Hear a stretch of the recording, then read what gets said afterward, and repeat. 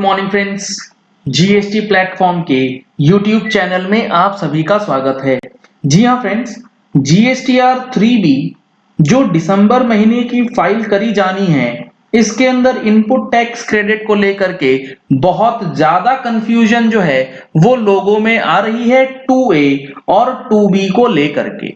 अब एक नया सिचुएशन और एक नया सवाल जो लोगों से पूछा गया है और जो पूछ रहे हैं लोग और उनको कंफ्यूजन ये हो रहा है कि लेट सपोज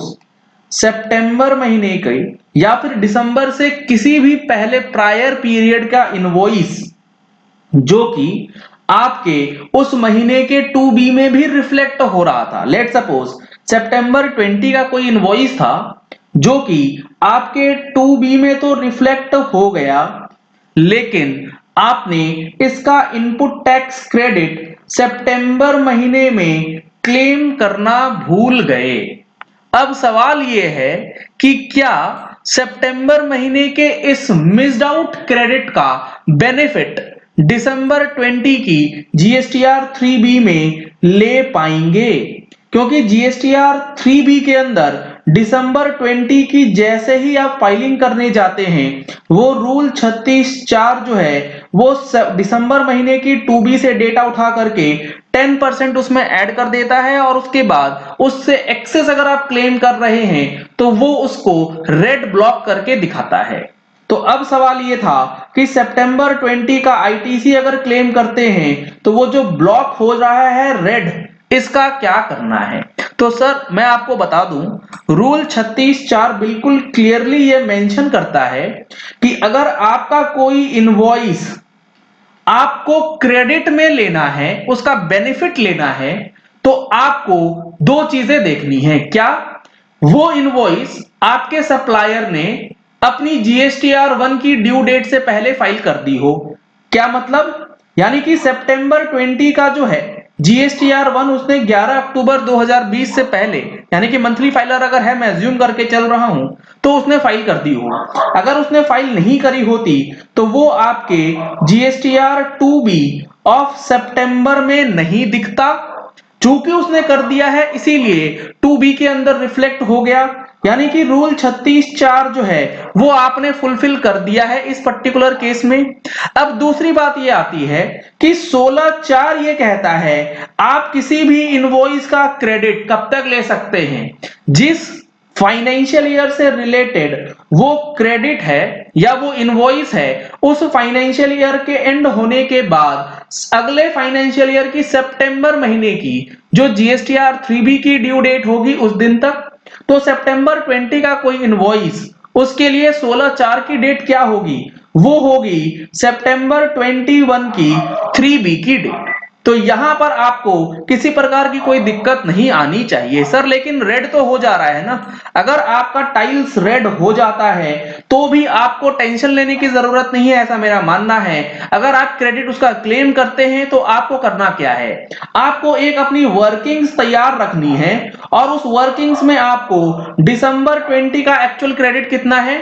और वो आईटीसी जो कि आप दिसंबर महीने में ले रहे हैं रिलेटेड टू प्रायर पीरियड और उसके सारे कंडीशन सेटिस्फाइड हैं, 16(4) वगैरह वगैरह जो भी सेक्शन 16 के अंदर कंडीशंस हैं वो सेटिस्फाइड हैं और वो आपके 2B ऑफ सितंबर 20 में भी रिफ्लेक्ट कर रहा है। उसका एक सेपरेट डिटेल्स के साथ आप कैलकुलेशन शीट में मेंटेन कर सकते हैं, नोटिस आएगा, आप उसका रिप्लाई दे सकेंगे, आपको किसी प्रकार की कोई दिक्कत इसमें नहीं आएगी। क्योंकि 1 जनवरी से जो ये QRMP स्कीम आया है इसके बाद काफी सारी दिक्कतें जो है लोगों को आने वाली है, फरवरी महीने से भी और दिसंबर महीने की रिटर्न में भी स्पेसिफिकली ये सवाल जो है काफी ज्यादा आ रहा है। QRMP का कोर्स जो है जीएसटी प्लेटफॉर्म के द्वारा ऑलरेडी लॉन्च कर दिया गया है, जिसमें आपको 1 महीने के साथ अनलिमिटेड व्यू का ऑप्शन दिया जाता है, जिसमें आप 1 महीने में चाहे जितनी मर्जी बार आप इस कोर्स को देख सकते हैं। 2 घंटे का कोर्स है जिसमें आपको सेक्शन 39,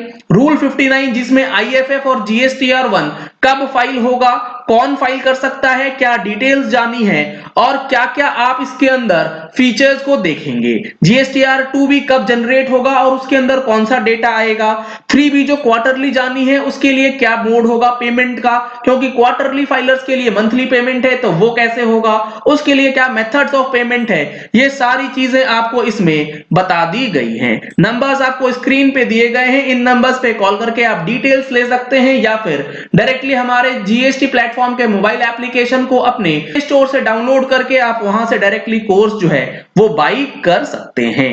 अब यहां पर एक सबसे इंपॉर्टेंट सवाल एक और आता है कि लेट सपोज फरवरी 21 का कोई इनवॉइस जो कि आपके जीएसटीआर 2B में रिफ्लेक्ट नहीं हुआ, तो आपने फरवरी की जीएसटीआर 3B में उसे क्लेम नहीं किया। अब ये इनवॉइस अपलोड कब होगा? ये इनवॉइस आपके सप्लायर ने लेट सपोज अपलोड किया है दिसंबर 21 में, next year after lapsing of section 16(4), तो क्या आपका ये क्रेडिट अब आप लेने के काबिल हैं? जी नहीं, क्योंकि 16(4) कहता है आपको फरवरी 21 का क्रेडिट, ये 20-21 का है, ये आप लास्ट ले सकेंगे सितंबर 21 की 3B की ड्यू डेट तक, जबकि ये आपके 2B में कब आएगा? ये तो आएगा दिसंबर 21 जब वो फाइल करेगा। तो यहां पर बड़ी समस्या आने वाली है कि अगर आपका सप्लायर बाद में करता है तो पहले आपने इसलिए नहीं लिया क्योंकि आपके 2B में नहीं था, अब आप ले नहीं सकते क्योंकि 16(4) आपको लेने नहीं देगा। तो ऐसी जो सिचुएशंस बनेगी ये बड़ी खतरनाक सिचुएशन बनेगी और इसके अंदर आपको टैक्स का पेमेंट जो है वो करना पड़ सकता है। इस चीज को देखना पड़ेगा गवर्नमेंट को, मिनिस्ट्री ऑफ फाइनेंस को, और इस एनोमली को जो है जल्द से जल्द खत्म करना ही पड़ेगा।